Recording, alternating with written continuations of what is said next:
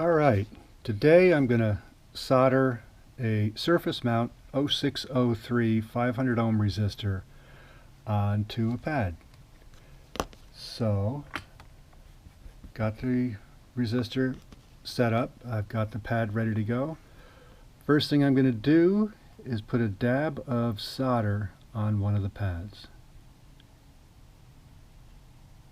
That just gives me an anchor to put the component on. Alright, once I've got that on there, carefully take my tweezers, position the component, and solder it on there.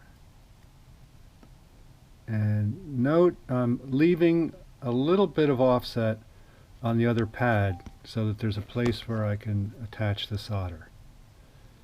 Okay, so I've got that one side pinned down.